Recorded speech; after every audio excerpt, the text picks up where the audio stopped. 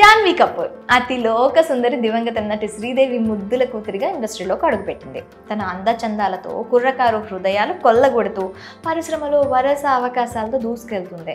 గత ఏడాది బావల్ చిత్రంలో మెరిసిన ఈ బ్యూటీ టాలీవుడ్ ప్రేక్షకులను అలరించేందుకు సిద్ధమైంది. యంగ్ టైగర్ ఎన్టీఆర్ సరసన దేవర మూవీలో నటిస్తోంది. అయితే తాజాగా కాఫీ విత్ కరణ్ షోలో పాల్గొంది. ఈ ఎపిసోడ్ కు సంబంధించిన ప్రోమోను తాజాగా రిలీజ్ చేశారు మేకర్స్. షోలో పలు ఆసక్తికర విషయాలు పంచుకుంది జాన్వీ.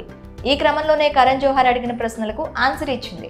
పొరపాటున ఓ వ్యక్తి పేరు చెప్పడంతో అయితే అతడితో డేటింగ్లో ఉన్న మాట నిజమే అంటూ కామెంట్స్ చేస్తున్నారు నెటిజన్లు. మరి జాన్వీ నోటి నుంచి వచ్చిన ఆ పేరు ఎవరిది? పూర్తి వివరాల్లోకి వెళ్తే young tiger NTR star director Koratala Shiva దర్శకత్వంలో ప్రతిష్టాత్మకంగా తెరకెక్కుతున్న చిత్రం దేవర. ఇక ఈ మూవీలో ఎన్టీఆర్కు జోడీగా బాలీవుడ్ బ్యూటీ జాన్వీ కపూర్ నటిస్తుంది. ఇప్పటికే ఈ చిత్రంలో జాన్వీ ఫస్ట్ లుక్ను కూడా విడుదల చేశారు. న్యూ ఇయర్ సందర్భంగా దేవర గ్లిమ్స్ను జనవరి 8న విడుదల చేయనున్నట్లు మేకర్స్ క్రేజీ అప్డేట్ను అభిమానులతో పంచుకున్నారు. ఈ క్రమంలో తాజాగా Janhvi Kapoor Koffee with Karan Johar season 8లో పాల్గొంది. ఈ షోకు సంబంధించిన ప్రోమోను రిలీజ్ చేశారు మేకర్స్. ఇందులో జాన్వీ ఫుల్ జోష్లో కనిపించింది, అల్లరి కూడా చేసేసింది.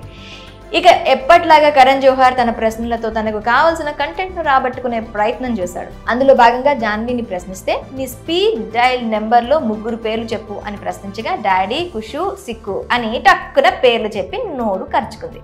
దీంతో ఆశ్చర్యంతో కరణ్ ఆమె వైపు చూశాడు. జాన్వీ ఆన్సర్తో శిఖర్ పహారియాతో ఆమె డేటింగ్లో ఉందన్న వార్తలకు బలం చేకూరినట్లు అయింది.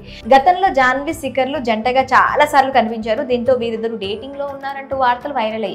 కానీ వీరి రిలేషన్ పై ఓపెన్ అప్ అవ్వలేదు. తాజాగా శిఖర్ పేరు చెప్పడంతో అతడితో ఈ బ్యూటీ డేటింగ్ లో ఉన్నమాట వాస్తవమే అంటూ కామెంట్లు చేస్తున్నారు నెటిజన్లు. ఈ షోలో తన సోదరి ఖుషీ కపూర్ తో కలిసి పాల్గొంది Janhvi. Koffee with Karan season 8 full episode జనవరి 4న Disney+ Hotstar లో ప్రసారం కానుంది.